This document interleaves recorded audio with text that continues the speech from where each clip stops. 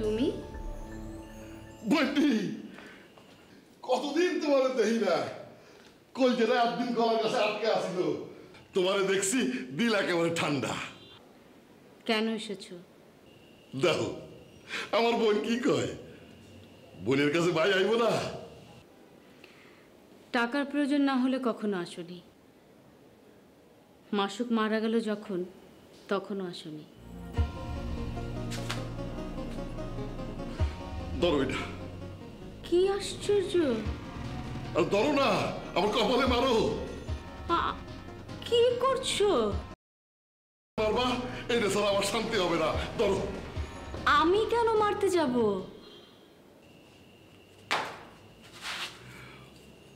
ওই সুনামগঞ্জ গেছিলাম পাথর আনতে বিশালা গান্ধী গিয়া ওই নায়ক নায়িকার মতো উদ্বুদ্ধ হয়ে পানি ছিটাইতেছিলাম মোবাইলটা পানিতে গেল পইরা বিজা একেবারে জুব জুবা সেই মোবাইল আর ঠিক হইল না বাড়ি ফিরছি 10-12 দিন পর বাড়ি সেই খবর পাইছি কিন্তু তোমার ফোনও দিয়েছিলাম তুমি ধরো নাই এক্সপ্লেনেশন লাগবে না এটা আমার কপালের দোষ না তো কি এই জন্য তো কইলাম এটা কপালে মাইরা আমার কপালটা ঠিক করো কপালের দোষে কিছুই করতে পারলাম না রে বই মরা কান্না বন্ধ করে বলো কেন এসেছো হ্যাঁ রে আমার বোন আমার বিশ্বাস করে না আর তোমার দেখতে আইছি এই বুকটা খালি খালি লাগতেছিল আমার সব আছে তারপরে কিছুই জানি নাই ডাক্তার কত ওষুধ দিল কিন্তু আমার বুক খালি লাগা কমে না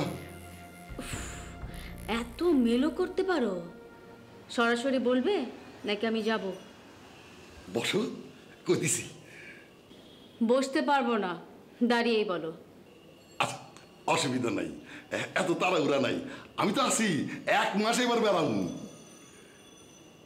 কত টাকা লাগবে এই যে দেখো আমি কি টাকার লেগে সবসময় তোমার কাছে আহি শোনো বন্ডি এলজিডির কাম পাইছি 15 কিলোমিটার রাস্তা 20 লাখ টাকা দিলে 50-50%। 10,000 টাকা দিচ্ছি শপিং করে বাড়ি ফেরো এই তো বুঝলা না এই মার্জুক এমন আর ওই হাজারের হিসাব করে না যে 10,000 টাকা তোমার কাছ থেকে নেওয়া লাগবো মার্কেটিং এর লেগা আরে তোমার লাভের জন্য আইছি আমার লাভের দরকার নেই তুমি বাড়ি চলে যাও সারাদিন বাইরে ছিলাম মাথা ধরেছে আর কথা বলতে ইচ্ছা করছে না আর দেখো ঠান্ডা মাথায় বিষয়টা আমি তোমারে বুঝাই ঠান্ডা মাথায় বোঝার পর দেন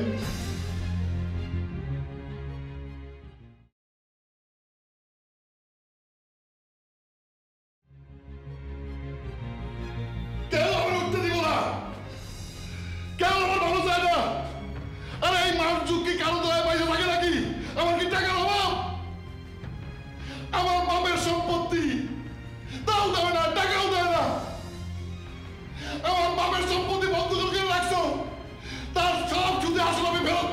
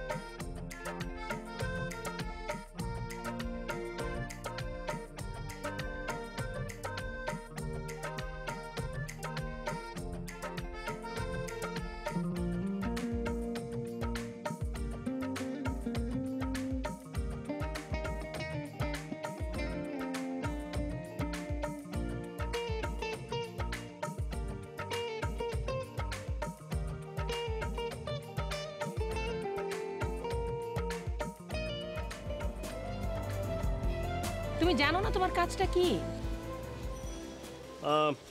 সর্ট অফ।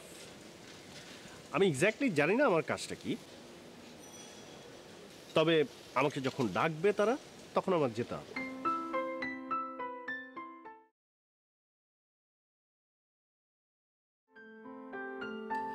সরি, বুঝিনি। কোনো টাইম টেবিল নেই, কোনো বাধা ধরা কাজও নেই। দিনের পর দিন ছুটি পেতে পারো, আবার অনেক দিন ছুটি নাও পেতে পারো। এটা আবার কেমন জব? এটাই জব। পছন্দ হলে করো, আদারওয়াইজ না না, ঠিক আছে, কিন্তু আমার কাজটা কি হবে? আমার সঙ্গে থাকা। ব্যাস, মানে এতটুকুই? সঙ্গে থাকার জন্য এত এত টাকা দেবেন? সেটা তো তোমার ভাববার বিষয় না। Okay, but you have to be yourself. কোনো কৃত্রিমতা অ্যাকসেপ্টেড হবে না। আমার সঙ্গে কোনো কৃত্রিম আচরণ না। Feel free to treat me as a friend. ওকে।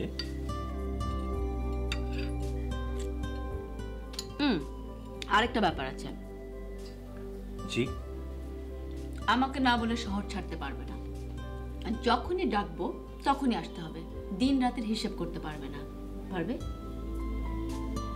পারবো। যখন ডাকবে তখন যেতে হবে, আর বন্ধুর মতন ভাবতে হবে। শুধু এই জন্যই স্যালারি দেবে? ইয়েস, এরই জন্য স্যালারি দিবে। I am sure, pretty much sure. কোন ব্যাপারে? ওই মহিলা নির্ঘাত তোমার প্রেমে পড়েছে। যা বললি একেবারে লেমিনেটিং করে রাখার মতো। তুমি যতই হেসে উড়িয়ে দাও, এটাই কজ। অকারণে কেউ একটা টাকা ওড়ায় না। বাজে বকিস না তো। আমি বাজে বকছি না। ওই বুড়ি বেটি তোমাকে দিয়ে তার বাজে খায়েশ মেটাচ্ছে। তার টাকা পয়সার অভাব নেই, ঘরে কোনো হাজব্যান্ড নেই, ছোট বাচ্চা কাচ্চা নেই। তোমাদের মতন ছোট বাচ্চা ছেলেদের সাথে প্রেম করা ছাড়া তার আর কি কাজ? পোড়ার গন্ধ পাচ্ছি। আমি মোটেই জেলাস না। আমার পুড়ছে না, পুড়ছে তোমার কপাল। ওই বুড়ি বেটির সাথে প্রেম করে বেড়াচ্ছ। আচ্ছা শোন, দেশের বাইরে তো নিঃসঙ্গ মানুষেরা ঘন্টা চুক্তিতে লোক ভাড়া করছে। জাস্ট তাদের সাথে একটু ঘুরে বেড়াবে, আড্ডা দিবে, শপিং করবে, এই সমস্ত পারপাসের জন্য পয়সা দিয়ে লোক ভাড়া করে মানুষ। আরে আমার জবটা না হয় এরকমই হলো, তা ক্ষতিটা কি? আচ্ছা শোন, স্যালারির বিনিময়ে আমি যদি একটা মানুষের নিঃসঙ্গতা দূর করি, তো সেটা কি দোষের কিছু? দোষের না, ভয়ের। যেটা সহজে আসে সেটা চলেও যায় সহজে। আর আই থিঙ্ক তোমার জবটা গেলে অনেক কেলেঙ্কারি হয়ে যাবে। বাদ দে, কিছু অ্যাডভান্স পেয়েছি, কি খাবি বল। বাপি ভাই, তুমি যাই বলো না কেন, কোথায় জানি আমি একটা খুব অস্বস্তি বোধ করছি। You can say intuition. আমার ইনটিউশন বলছে বড় কোনো একটা ঝামেলায় ফাঁসতে যাচ্ছ তুমি।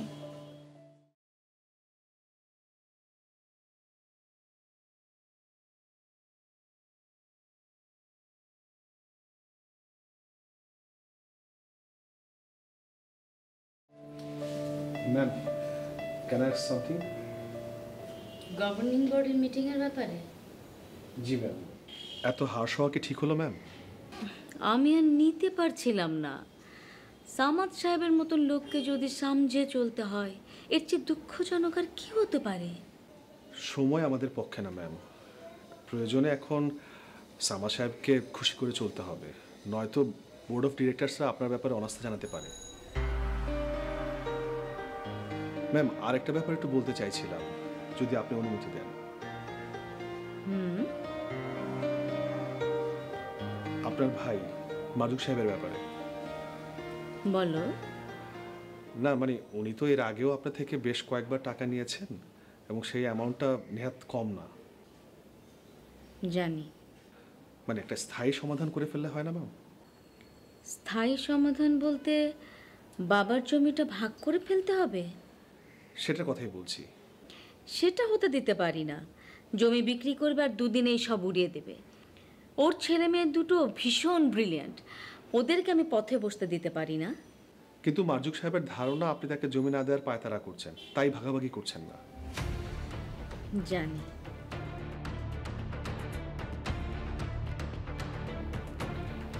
ও যদি আজকে মারা যেত, কালকেই আমি ওর ছেলে মেয়েকে ওর ভাগের জমিটা লিখে দিতাম। ওরা সম্পদটা নষ্ট করতো না। বাট ট্রুথ ইজ, আপনার মনে কি আছে সেটা তো আপনাকে ডিফাইন করছে না। মানুষজন চেনে আপনাকে আপনার কাজ দিয়ে, আর মারজুক সাহেব আপনাকে মিস ইন্টারপ্রিট করছেন। করুক। না, উনি অফিসে গিয়ে বিভিন্ন জনের কাছে বিভিন্ন কথা বলছেন, সেটা আপনার ইমেজ নষ্ট হচ্ছে।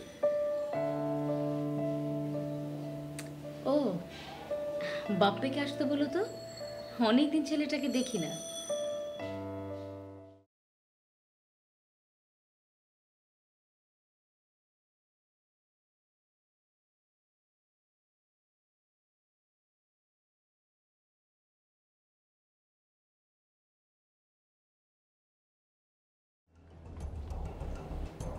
ওই মিয়া, তুমি আবার কে?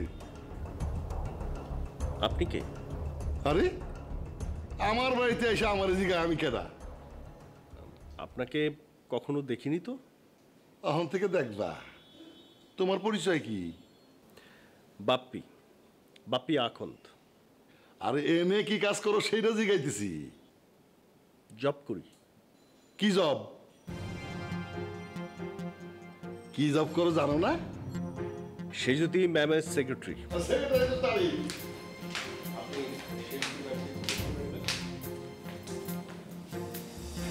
বাপ্পি, বন্দি, আমার তো কিছু কইলা না। আমার যা বলার আমি বলে দিয়েছি। পছন্দ হলে নাও, না হলে তোমার টিকিট কেটে দিচ্ছি। তারিফ। রাখলে সেই ছোটবেলার মতো যা মুখে আসে তাই কয়। হট কথা বলো না। তুমি আমার সহোদর না, আর আমরা কখনো এক বাড়িতে ছিলাম না। ছোটবেলায় আমি কি করতাম না করতাম সেটা তুমি জানো না। বাপ্পি এসে।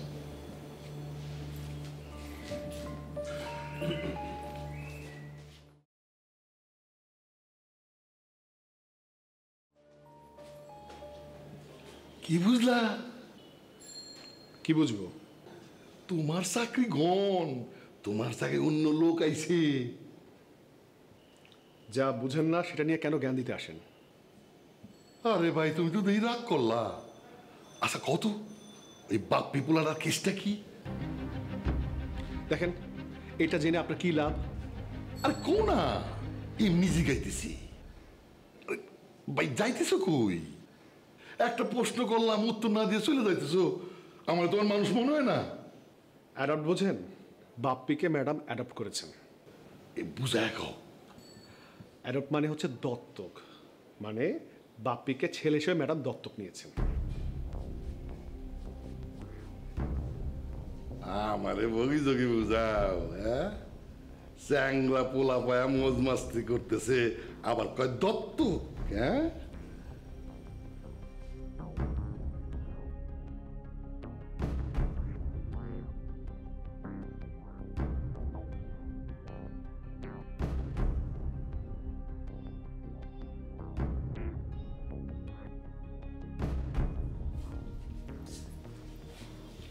মারজুক আমার বাবার প্রথম পক্ষের সন্তান। ওর বয়স যখন 2, তখন মার সঙ্গে বাবার বিয়ে হয়েছিল। সরি টু সে ম্যাম, লোকটাকে আমার একদমই পছন্দ হয়। ভালো লাগার মতন কিছু নেই ওর মধ্যে। ও এন্টায়ার লাইফ ধোঁকাবাজি করেছে, যেখানেই গেছে সেখানে এই কাজ করেছে। এই জন্য কোনো কিছুতে টিকতেও পারেনি। কেউ বিশ্বাসই করবে না আপনারা ভাই বোন। ওকেও খুব একটা দোষ দিতে পারি না। ইউনো, ব্রোকেন ফ্যামিলির ছেলেমেয়েরা কেমন হয়। ওর ছোট ভাই লেখাপড়া করেছে, ভালো জব করছে, and he was the neglected one always. আপনার ইমোশনটা বুঝতে পারছি ma'am, leave it. So far I guess আমার কাজ হচ্ছে আপনাকে আপনার সময়গুলোকে আনন্দ ঘন করা। Let's try that.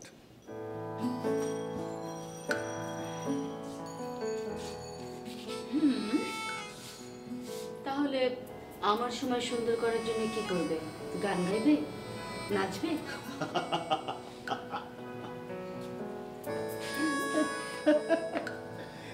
আমার স্যালারি যদি বন্ধ করে দেওয়া হয় অথবা আমাকে যদি এই চাকরি থেকে বাদ দিয়ে দেওয়ারও হুমকি দেওয়া হয়, তাতেও এটা সম্ভব না। তাহলে একটু কবিতা বলো। এটা তো অন্তত না বলো না, একটা দুইটা কবিতা সবারই জানা আছে। অ্যাফ্রেড টু সে, একটা দুটো মনে নেই। এই কথা বললে তো মানছি না। ওয়েল দেন কবিতা রিলেটেড একটা প্রশ্ন করতে পারি। কেমন? লাইক আমি একটা ছড়া আবৃত্তি করব, আপনাকে বলতে হবে এই ছড়াটা কার লেখা। এতে দুটো পারপাস সার্ভ হবে, আমার ছড়া আবৃত্তিও হয়ে যাবে আর একটা কুইজের মতো কিছুও হবে। It sounds interesting. Here we go. মনারে মনা কোথায় যাস, বিলের ধারে কাটবো ঘাস। ঘাস কি হবে নদীর বাঁকে, যুগান্তরের ঘূর্ণি পাকে। দেশ হতে দেশ দেশান্তরে, ছুটছে তারা কেমন করে। বলেন এটা কার লেখা? এটা আবার কেমন হলো? কেমন বিট খুঁটে শোনাচ্ছে। আই নো এটা পারবেন না, এত সহজ না। দাঁড়াও দাঁড়াও, অবশ্যই পারবো, একটু মনে করে নিই। মনারে মনা কোথায় যাস, নদীর ধারে কাটবো ঘাস। দেশ হতে দেশান্ত। You sheet! এই তুমি দুটো ছড়া একসাথে বলেছো। শেষেরটা কাজী নজরুল ইসলামের লেখা। তারি পেরে গেলেন। But that was really hilarious. এই আরেকবার বলো তো, আরেকবার বলো। মনারে মনা কোথায় যাস, বিলের ধারে কাটবো ঘাস। ঘাস কি হবে নদীর বাঁকে, যুগান্তরের ঘূর্ণি পাকে। দেশ হতে দেশ দেশান্তরে, ছুটছে তারা কেমন করে। কি সুন্দর মিলে গেছে না? প্রথমে যদি তুমি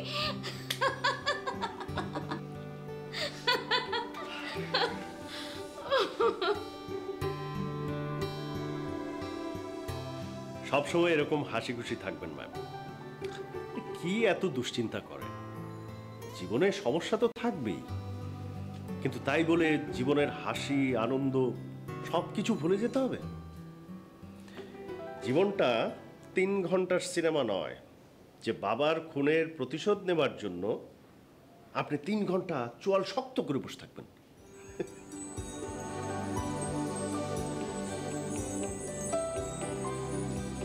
You can call me Shejoti. Friends.